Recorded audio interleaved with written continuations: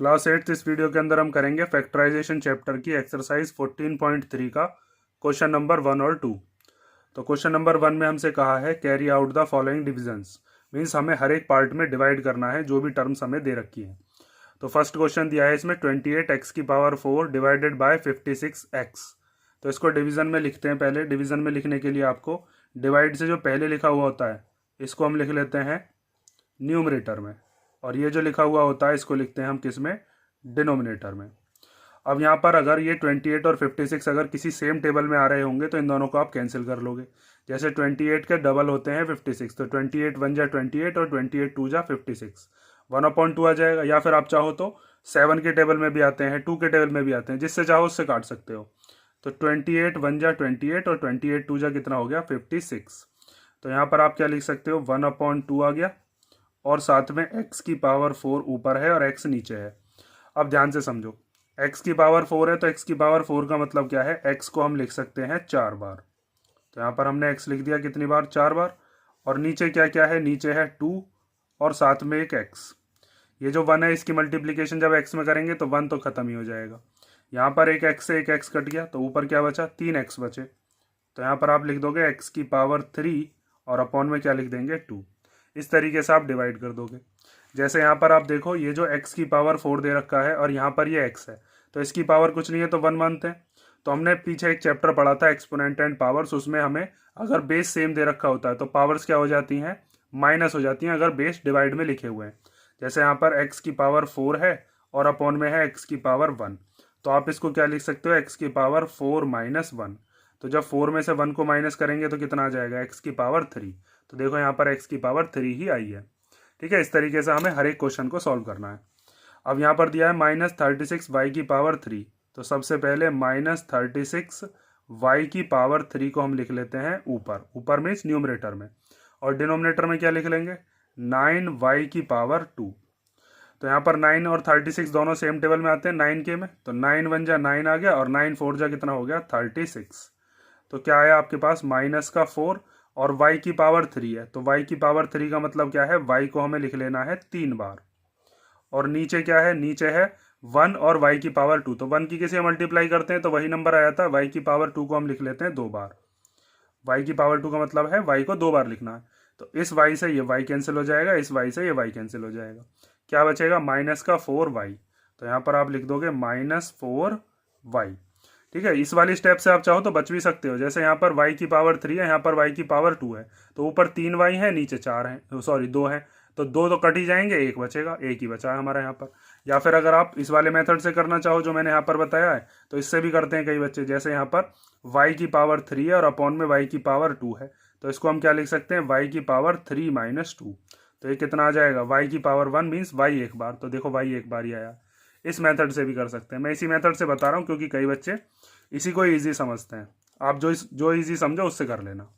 आगे देखो, यहाँ पर दिया है 66p⁴ r⁴, पहले इसको लिखते हैं 66p⁴ और r⁴, और उसके अपॉन में क्या है 11qr², तो 11qr²। तो 11 और 66 दोनों सेम टेबल में आते हैं 11 के में, तो 11 1 जा 11 और 11 6 जा 66। पहले डिजिट को लिखोगे आप, ठीक है, जो भी डिजिट है उस डिजिट को काटकर जो भी आ रहा होगा उस डिजिट को लिख लो पहले। तो 6 लिख लिया। अब यहाँ पर p है, नीचे तो p है नहीं, तो p तो एज इट इज आ जाएगा।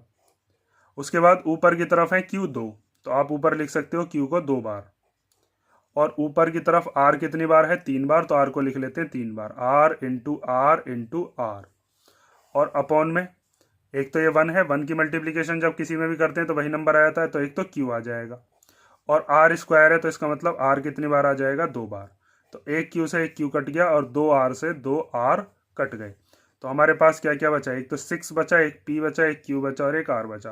तो आप लिख दोगे 6pqr।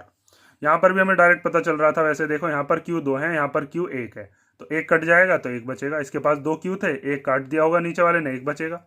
यहाँ पर r⁴ है, यहाँ पर r⁴ है, तो ऊपर के 3 में से 2 तो कट ही जाएंगे, एक बचेगा, तो एक ही तो बचा है यहाँ पर। तो आप चाहो तो ये वाली स्टेप ना भी लिखो ना, तब भी हो जाएगा। अब देखते हैं क्वेश्चन नंबर फर्स्ट का 4th पार्ट। तो 4th पार्ट के अंदर हमें दिया है 34 x⁴ y⁴ z⁴। तो इसको तो लिखोगे आप न्यूमरेटर में, तो 34 x की पावर 3 y की पावर 3 और z की पावर 3 अपॉन में क्या है, अपॉन में है 51 x y की पावर 2 और z की पावर 3। तो देखो अगर 17 का टेबल अगर आपको आता हो तो 17 के टेबल में 34 और 51 दोनों आते हैं। तो 17 के टेबल में 34 आता है 2 टाइम और 17 के टेबल में 51 आता है 3 टाइम। तो हमारी डिजिट क्या आ गई, डिजिट तो आ गई 2/3। उसके बाद देखो यहाँ पर x की पावर है 3, यहाँ पर है x 1, तो कितने x बचेंगे, एक x बचेगा। x की पावर 3 ऐसे लिख कर करता हूँ, चलो इसमें मैं x की पावर 3 और यहाँ पर x की पावर कुछ नहीं है तो 1 मान लेते हैं। तो 3 - 1, क्योंकि दोनों का बेस सेम है तो पावर्स क्या हो जाएंगी माइनस। ऐसे भी कर सकते हैं ना हम। तो यहाँ पर y की पावर 3 है, यहाँ पर y की पावर 2 है, तो आप यहाँ पर क्या लिख लोगे, y की पावर 3 - 2। यहाँ पर भी z की पावर 3 है, यहाँ पर भी z की पावर 3, तो ये तो कट ही गए। या फिर आप पावर में से पावर जब माइनस करोगे तो z की पावर 0 आएगी और किसी की पावर 0 होने पर 1 ही आता है, तो हम डायरेक्ट ही काट देते हैं। यहाँ पर काट कर कितना आ गया 1। अब आगे लिख देते हैं इसको, तो ये हो जाएगा 2/3। उसके बाद यहाँ पर x की पावर कितनी बचेगी, x की पावर हो जाएगी 2, 3 में से 1 गया तो 2, और यहाँ पर y की पावर कितनी हो जाएगी, 3 में से 2 गया तो 1। तो यहाँ पर आप लिख देते हो y को एक बार।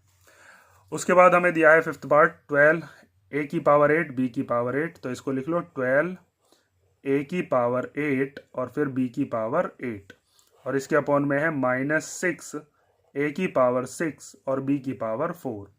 तो 6 और 12 दोनों सेम टेबल में आते हैं, 6 के में ही, 2 के में भी आते हैं, 3 के में भी आते हैं। 6 का टेबल हमें आता है तो 6 से ही काट लेते हैं, 6 1 जा 6, 6 2 जा 12। अब देखो यहाँ पर दोनों का बेस सेम है, यहाँ पर भी a आ रहा है बेस और यहाँ पर भी है, और दोनों डिवाइड में लिखे हुए हैं, तो पावर्स क्या हो जाएंगी इन दोनों की माइनस।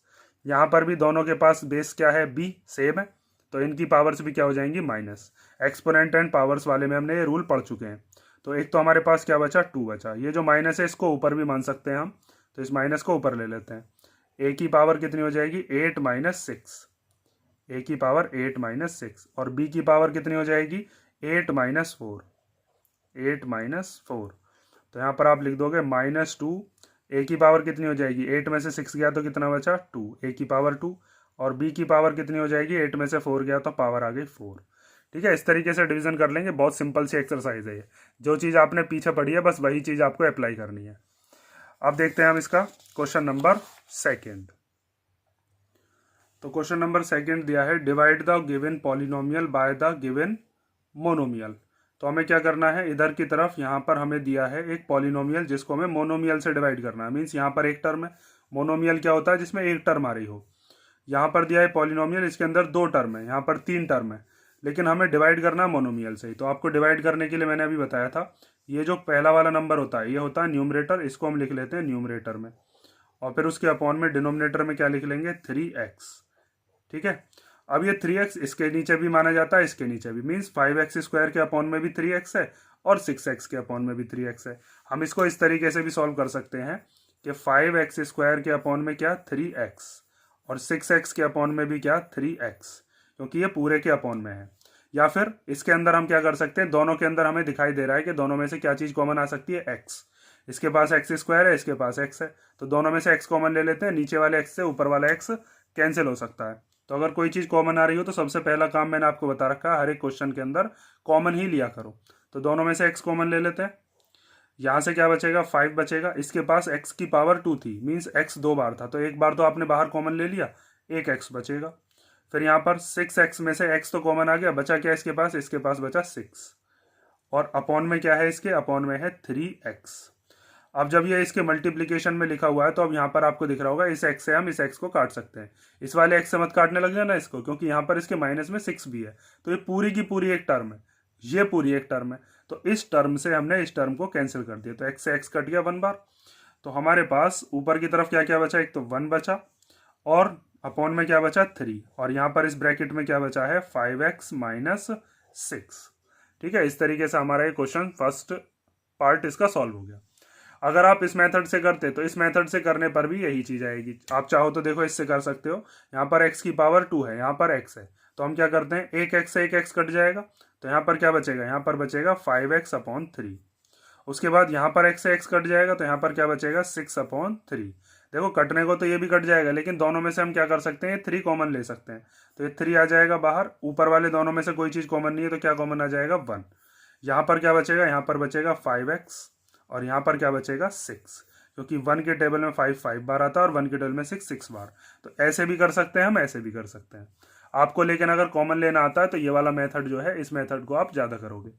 नेक्स्ट देखो, अब नेक्स्ट के अंदर हमें दिया है 3y की पावर 8 माइनस 4y की पावर 6 और प्लस 5y की पावर 4, और इसके अपॉन में है y की पावर 4। तो इसको करने के भी 2 मेथड है, इसके अपॉन में इसको ले लें, इसके अपॉन में भी और इसके अपॉन में भी। तीनों के अपॉन में अलग अलग लेकर कर लेते हैं, या फिर ऊपर वाले तीनों में से क्या कर लेते हैं, कॉमन ले लेते हैं।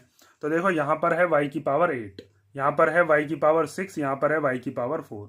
तो y तो तीनों में से कॉमन आ जाएंगे, कितने, 4 कॉमन आ सकते हैं। देखो 4 इसके पास भी है, इसमें से 4 ले लेंगे, इसके पास y बचेंगे 2, इसके पास 8y है, तो इसके पास से हम जब 4 कॉमन ले लेंगे तो इसके पास 4 बचेंगे। तो हर एक में से y की पावर 4 को हम कॉमन ले लेंगे, नीचे वाले y की पावर 4 से ऊपर वाला कैंसिल हो सकता है। तो हम इसको लिख लेते हैं, डिजिट कोई कॉमन आ नहीं रही, यहाँ पर 3 है, यहाँ पर 4, यहाँ पर 5 है, तो तीनों में से y की पावर 4 क्या आ गई, कॉमन। तो ये 3 एज इट इज बचेगा। उसके बाद यहाँ पर y की पावर थी 8, y की पावर 8 में से जब आपने y की पावर 4 कॉमन ले लिया तो कितने y बचेंगे, 4 बचेंगे या नहीं। भाई y की पावर 8 का मतलब क्या है, y कितनी बार लिखा हुआ है, 8 बार, 1 2 3 4 5 6 7 8, ठीक है। और आपने अगर उसमें से 4 अलग ले लिए, ये मान लीजिए ये 4 आपने ले लिए, तो बचे कितने, 4 ही तो बचे। इस तरीके से कॉमन ले लेते हैं। फिर -4, यहाँ पर है y की पावर 6, तो y की पावर 6 का मतलब ये है कि आपने 4 जब बाहर ले लिए तो कितने बचे, इसके पास बचे y की पावर 2 और प्लस फिर है ये वाला 5, यहाँ पर y की पावर 4 थी, वो पूरे का पूरा बाहर चला गया तो बस 5 बचा। इसके अपॉन में क्या है, इसके अपॉन में है y की पावर 4, तो y की पावर 4 से y की पावर 4 पूरी कट गई। अब इससे इसको मत काटने लग जाना, क्योंकि ये पूरा का पूरा एक टर्म है, ठीक है, मतलब पूरा एक्सप्रेशन है। यहाँ पर ये वाले को हम पूरा का पूरा कैंसिल कर सकते हैं, तो ये जो बचा यही हमारा आंसर है। तो 3y की power 4 minus 4y square plus 5, ठीक है। इसको भी दूसरे मेथड से अगर आप करना चाहो तो कैसे करोगे, देखो जैसे अगर ये हमें दे रखा है 3y की पावर 8 माइनस 4y की पावर 6 प्लस 5y की पावर 4, तो हम इन तीनों के अपॉन में मान लेते हैं इसको, क्योंकि ये पूरे के अपॉन में यहाँ पर, तो तीनों के अपॉन में अलग अलग ले लो। y की पावर 4 अलग, यहाँ पर y की पावर 4 अलग, यहाँ पर y की पावर 4 अलग। तो यहाँ पर जब इन दोनों का बेस सेम होगा तो पावर्स क्या हो जाती हैं, पावर्स होती है माइनस, तो 3 ऐसे ही आ जाएगा। y की पावर 8 माइनस 4, दोनों का बेस सेम तो पावर क्या होंगी, माइनस। रूल पढ़ा है ना आपने, अगर a की पावर m हो और अपॉन में a की पावर n हो तो हम इसको क्या लिख लेते हैं, a की पावर m माइनस n। या एक्सपोनेंट एंड पावर्स वाले में हम रूल पढ़ चुके हैं, बेस सेम तो पावर्स क्या होंगी, माइनस। उसके बाद यहाँ पर 4, y की पावर यहाँ 6 है, यहाँ पर y की पावर 4 है, तो y की पावर हो जाएगी 6 माइनस 4 प्लस 5, यहाँ पर y की पावर 4, यहाँ पर भी y की पावर 4, तो y की पावर 4 माइनस 4, तो यह आया 3y की पावर 8 में से 4 गए तो कितने बचेंगे, 4 माइनस 4y, 6 में से 4 गया तो कितना बचेगा, 2, और यहाँ पर y की पावर कितनी आ जाएगी, 0।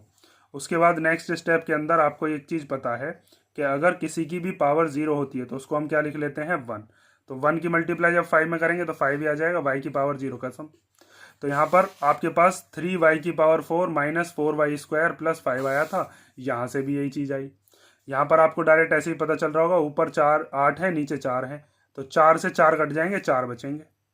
ऊपर की तरफ 6 है, नीचे की तरफ 4 है, तो 6 में से 4 चले जाएंगे, 2 बचेंगे। यहाँ पर 4 के 4 पूरे के पूरे कैंसिल हो जाएंगे। तो कोई सा ही मेथड आप अपना सकते हो। आप चाहो तो अगर ये वाला इजी लग रहा है तो आप इसको कर सकते हो, तीनों के अपॉन में अलग अलग लेकर, और आप चाहो तो ऐसे कॉमन लेकर भी कर सकते हो। थर्ड वाला पार्ट देखते हैं, चलो अब।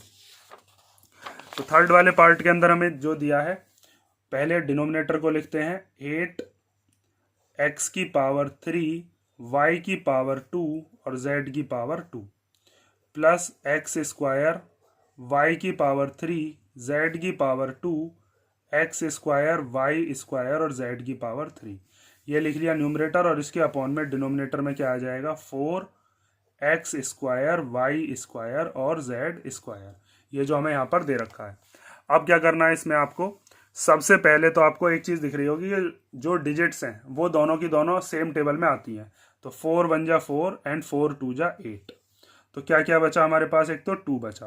अब यहाँ पर आप ध्यान से देखो, x की पावर 3, y की पावर 3, z की पावर 2। तो या तो आप इसके अपॉन में इसको भी मानो, इसके अपॉन में भी इसको मानो, और इसके अपॉन में भी इसको मानो, जैसे मैंने अभी आपको बताया था। या फिर तीनों में से जो जो चीज़ कॉमन आ रही है वो कॉमन ले लो। देखो यहाँ पर x की पावर 3 है, यहाँ पर x की पावर 2 है, यहाँ पर भी x की पावर 2 है। तो तीनों में से क्या क्या चीज़ें कॉमन आ सकती है? x की पावर 2 तीनों में से कॉमन आ सकता है। तो हमने x की पावर 2 क्या ले लिया? कॉमन। यहाँ पर y की पावर 2 है, यहाँ पर y की पावर 3 है, यहाँ पर y की पावर 2 है। y की पावर 2, y की पावर 3, y की पावर 2। तो आप क्या कॉमन ले सकते हो? y की पावर 2 कॉमन ले सकते हो। यहाँ पर z की पावर 2, z की पावर 2, z की पावर 3, तो z की पावर 2 आ गया कॉमन। आप ध्यान से देखते रहना, x की पावर 3 में से आपने x की पावर 2 कॉमन ले लिया, मीन्स 2x आपने ले लिया, तो कितने x बचे होंगे? एक x बचा होगा, तो एक x हमने यहाँ पर लिख दिया। यहाँ पर y की पावर 2 था और वही आपने कॉमन ले लिया, तो ये तो बचा ही नहीं। z की पावर 2 था, वो आपने कॉमन ले लिया, ना ये बचा। अब नेक्स्ट पे चलते हैं, प्लस हमने लगाई दिया। x की पावर 2 कॉमन आ चुका है, y की पावर 3 में से y की पावर 2 कॉमन आ चुका है, तो एक y तो बचेगा, क्योंकि यहाँ पर 3 थे, 2 आपने कॉमन ले लिए। z की पावर 2 कॉमन आ चुका, फिर प्लस ये वाला। अब x की पावर 2 कॉमन आ गया, y की पावर 2 कॉमन आ गया, z की पावर 3 में से z की पावर 2 जब कॉमन आ गया, तो एक z तो बचेगा या नहीं बचेगा, क्योंकि इसके पास 3 थे। अपॉन में क्या क्या बचा है? x की पावर 2, y की पावर 2 और z की पावर 2। ये 4 कैंसिल हो चुका है। अब यहाँ पर x की पावर 2 से x की पावर 2 कैंसिल हो जाएगा, y की पावर 2 से y की पावर 2 कैंसिल हो जाएगा, z की पावर 2 से z की पावर 2 कैंसिल हो जाएगा। तो क्या क्या बचा? एक तो 2 बचा, और ब्रैकेट के अंदर बचा x plus y plus z. ठीक है, इस वाले मेथड से समझ गए। दूसरे मेथड से ही मैं बता देता हूँ। मैं दोनों मेथड से बताकर चलता हूँ हर एक बच्चे को, क्योंकि किसी बच्चे को कोई सा समझ में आता है, किसी बच्चे को कोई सा इजी लगता है। तो दोनों मेथड अगर आप कर लोगे तो एग्जाम में जो भी आपको क्लिक कर जाए आप उस मेथड से करके आओगे, टीचर आपका दोनों ही सही करेगा। देखो चलो सेकेंड वाला मेथड देखो।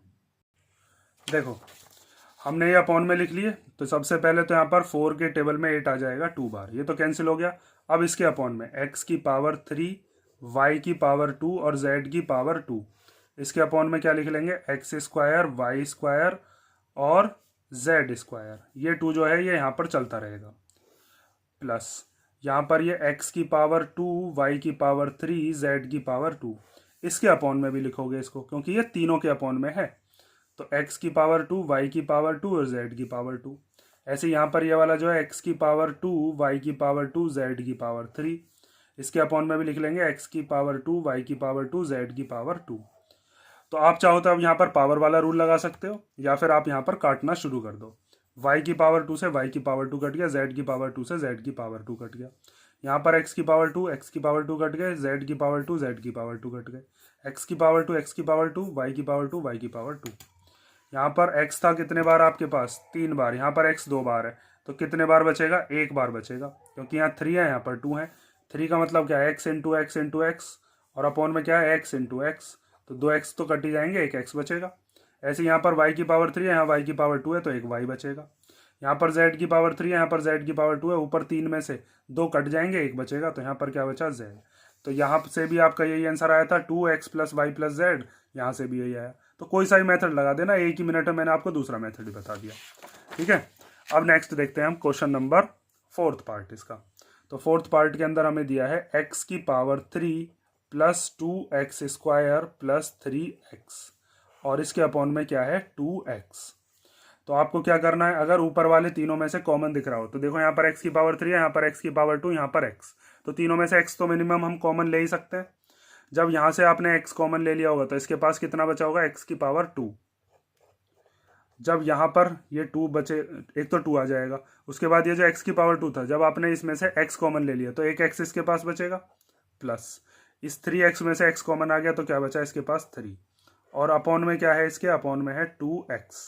तो इस x से ये वाला x क्या हो जाएगा? कैंसिल। ब्रैकेट के बाहर वाला जो है उसको ही कैंसिल करोगे, अंदर वाला कैंसिल मत करने लग जाना, बहुत बार मैं बता चुका हूँ। तो इस x से x कट जाएगा 1 बार, जैसे 2 के टेबल में 2 आता है ना, कितनी बार? 2 के टेबल में 2 1 बार आता है, इसी तरीके से x के टेबल में x आता है 1 बार, ऐसे काट देते हैं हम। तो ऊपर क्या क्या बचा? ऊपर तो बचा 1, और नीचे क्या बचा? ये वाला 2, और ब्रैकेट के अंदर क्या बचा है हमारे पास? x square plus 2x plus 3। ठीक है, और दूसरा मेथड आपको मैंने बता ही रखा है, तीनों क्वेश्चन में मैंने आपको दूसरा मेथड बताया। आप चाहो तो एक्स क्यूब के अपॉन में भी क्या लिखो 2x, 2x स्क्वायर के अपॉन में भी क्या लिखो 2x, और 3x के अपॉन में भी क्या लिखो 2x। तब भी आप सॉल्व करोगे तब भी यही आंसर आएगा। ये हो गया आपका फोर्थ पार्ट। फिफ्थ पार्ट हम देखते हैं अब। तो फिफ्थ पार्ट के अंदर हमें जो दिया है उसमें पहले न्यूमरेटर और डिनोमिनेटर बनाकर लिखोगे p की पावर 3 q की पावर 6 माइनस p की पावर 6 q की पावर 3, और अपॉन में क्या है p की पावर 3 और q की पावर 3। तो सबसे पहली चीज जो आपको ध्यान में आनी चाहिए वही चीज है, कॉमन लेना है। तो कॉमन लेने के लिए आप पहले p पर ध्यान दो। देखो यहाँ पर p है p की पावर 3, यहाँ पर है p की पावर 6। तो दोनों में से कितना कॉमन आ सकता है? अगर एक तरफ p की पावर 3 है तो इसका मतलब क्या है p into P into P, और p की पावर 6 का मतलब क्या है 6 बार, 1 2 3 4 5 और 6। तो कितनी बार कॉमन आ सकता है? 3 बार तो कॉमन आ ही जाएगा ना दोनों में से। तो हम p की पावर 3 को क्या ले लेंगे? कॉमन। उसके बाद q पर ध्यान दो। यहाँ पर है q की पावर 6, यहाँ पर है q की पावर 3। तो इसमें से भी जैसे p में से कॉमन लिया था ऐसे q में से भी कॉमन आ जाएगा, q की पावर 3। अब जब ये p की पावर 3 बाहर आ गया तो यहाँ पर p तो बचा ही नहीं। q की पावर 6 में से आपने q की पावर 3 को कॉमन लिया है, तो इसके पास 6 बार q था, आपने 3 बार बाहर ले लिया, तो 3 बार तो बचेगा या नहीं बचेगा? माइनस यहाँ पर p की पावर 6 है, आपने p की पावर 3 कॉमन लिया है, तो 3 p तो बचेंगे अभी। तो यहाँ पर आप लिख दोगे p की पावर 3। उसके बाद ये है q की पावर 3, वो हमने कॉमन ले लिया है। अपॉन में क्या है? अपॉन में है p की पावर 3 और q की पावर 3। तो p की पावर 3 से p की पावर 3 कट गया, q की पावर 3 से q की पावर 3 कट गया। तो क्या बचेगा? q की पावर 3 माइनस p की पावर 3, और यही अपना क्या होगा? आंसर। या फिर आप इसके अपॉन में इसको मानो, इसके अपॉन में इसको मानो, तब भी वही आंसर आना है। ठीक है, तो ये हो गए आपके क्वेश्चन नंबर 1 और 2। और अब बाकी के जो क्वेश्चंस हैं 3 4 5 वो हम देखेंगे नेक्स्ट वीडियो के अंदर। इन क्वेश्चंस के अंदर अगर आपको कोई डाउट हो तो कमेंट करके बता देना। वैसे मैंने आपको दो मेथड से ये बता दिए हैं। ठीक है, नेक्स्ट वीडियो में मिलते हैं। चलो।